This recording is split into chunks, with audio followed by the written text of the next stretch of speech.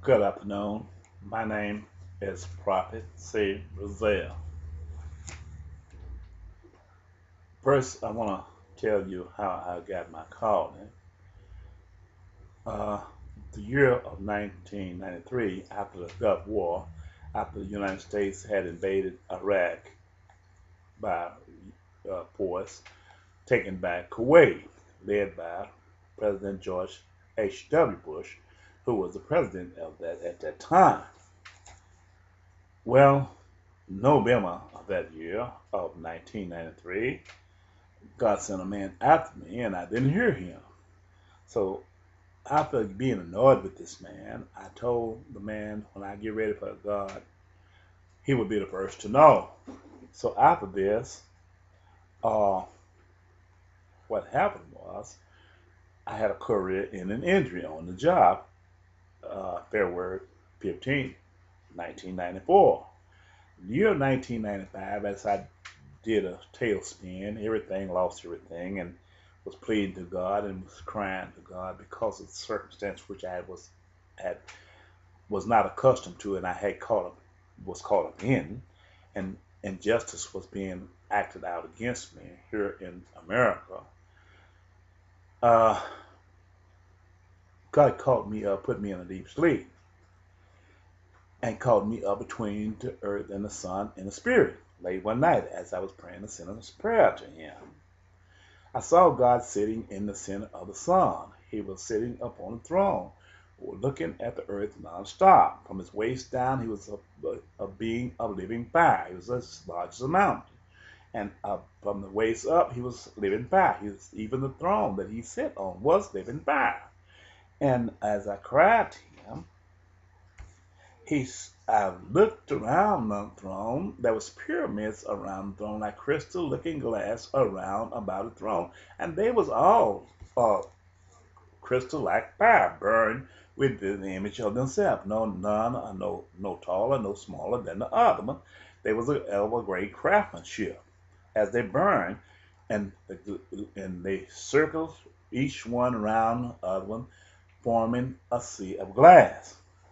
As I looked at the beauty of all these things, and after I saw the crystalline water flowing around like the color of the rainbow, round and round the circle, clockwise around the throne upon which this being sat, he stared at earth nonstop as if it wasn't moving any, and I began to I said to myself, I want to look and see who this is, why he don't move.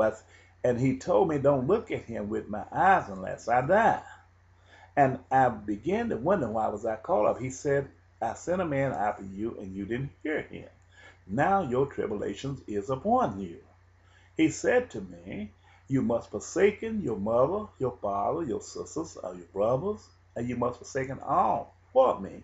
But they will forsake you, but I will never forsake you. As I began to wonder why was I caught up in the midst of the air, above the earth and sun, he told me that after he sent a man after me and I didn't hear him, and my tribulation was up on me, he told me to write his gospel. And as I began to descend back to the earth, there was four spirits which left his side, descended behind me, which turned into 12 plagues. There was four spirits of fire. And behind them came a part as this little sun had broken off the big sun, as if it was a ball of fire. And it descended also back to me, to the earth behind me. As I arrived upon my return to earth, there was many strange deaths here in the United States of America. There was hundreds of thousands of people, more dead than it was alive, until there was not enough to bury the dead. There were men who was yet alive who was going to the windows of vehicles where people just sat in their vehicles and began to break the glass from the windows of his vehicles to let the powers of the air come in and help devour the fleshes of the people who were sitting in their vehicles. Well, as I looked on, the piles of air just sit high up on the rooftops and up on the posts on high places and just stand down as if their knees had been pulled in.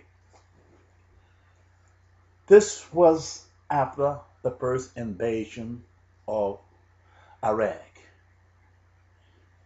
Little did I know that I was a part of Bible prophecy. Events happened after that lined me up with the prophecy of Isaiah. And as I began this journey, as God had spoke to me concerning my transgression, He led me to other parts of the Bible, and where I found out that I came from the beginning of time, from the foundation of the world. God spoke concerning me to Abraham. Abraham didn't know it, but God spoke to Abraham concerning me. I was made a part of the daily sacrifice. I was Moses. I'm living by the spirit of Moses. I'm a reincarnated Moses, spoken of in Malachi chapter 1 through chapter 4, where Moses and Elijah will return at the end, nearing the appointed time of Jesus' return. I want to begin here by going to Bible prophecy, Genesis chapter 12, and showing you how all of this began. Now the Lord hath said unto Abraham, Get thee out of thy country, and from thy kindred, and from thy father's house, unto a land that I will show thee. And I will make of thee a great nation, and I will bless thee, and make thy name great. And thou shalt be a blessing. And I will bless them that bless thee, and curse him that curse thee. And in thee shall all families of the earth be blessed. Okay. First, I want to talk about Abraham. This is where you can't have to understand. The first man that God created here on the face of the earth was a black man. The first woman was a black female. But where the discoloration in the human blood came, it came by the way of a transgression by the angels who bear children unto the daughters of men, spoken of in Genesis chapter 6, 1-5, who became mighty men, who became men of old renown, and by the angels going to and from in the earth, coming to and from in the earth, and the earth having an electromagnetic generator field circling earth. Anything goes out of the earth can go out, but when it returns, it'll disintegrate because of the electromagnetic generator field. So by the angels going to and from the earth and not disintegrate, it tells us they didn't have the human flesh as their primary body, but they had the ability to take on that flesh after they get in the earth. But these angels, as they bear children unto the daughters of man, spoken of in Genesis chapter 6, 1-5, they had no pigmentation, so they couldn't they couldn't give what they didn't have. They couldn't contribute what they didn't have. And they had no pigmentation, and they contributed 50% to the birth of these children that was born unto the daughters of man. Then the child being born only by the mother, who was a person of the black race, could only produce but 50%, which came from the mother. And that leave the body lacking 50% of pigmentation, which was designed from the foundation of the world to protect the child from the deadly heat rays upon which where the sun was, where the first man was placed. So these children who became lacking of pigmentation became a diluted pigment, and the flesh became white peoples. That means they had to migrate up where it's cold at to keep from catching melanoma cancer.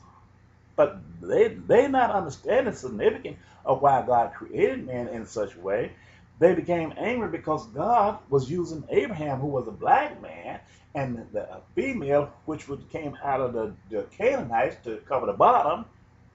They didn't want to accept Jesus because he was going to be born a person of the black father and a black mother. But with the Gentiles entombed back where he was, in order to put him in the book of life, he had to have a black father and a black mother. So they didn't like this. This is where the racism started, and this is the reason they don't like what's happening today, because they would not accept Jesus and the law of Moses. So what they did was they created them a law called democracy.